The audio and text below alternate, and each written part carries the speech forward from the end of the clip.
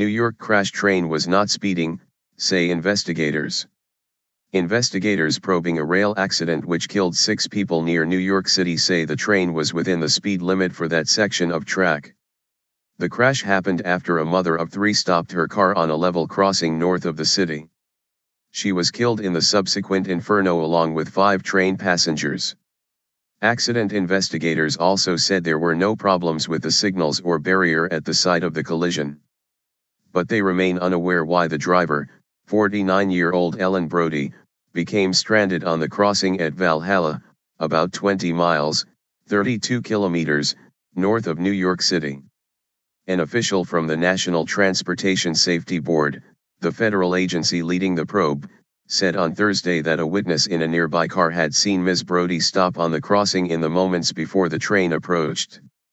Investigator Robert Sumwalt said that the barrier was seen to come down on the rear of the car, a Jeep Cherokee, at which point Ms. Brody got out and appeared to inspect the damage.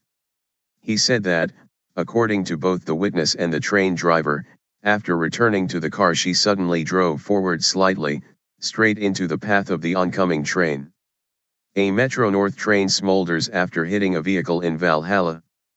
Photo, February 3, 2015. The electrified third rail pierced the train after the collision.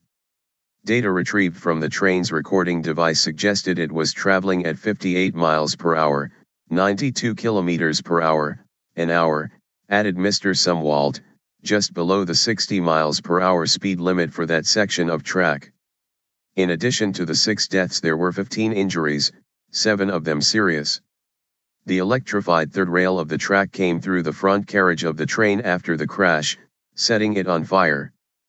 Passengers had to escape from the rear carriages.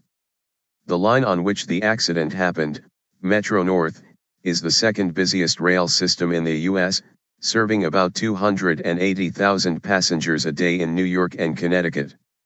Last year, the National Transportation Safety Board issued rulings on 5 accidents that occurred on the network in 2013 and 2014, criticizing Metro-North while also finding conditions had improved.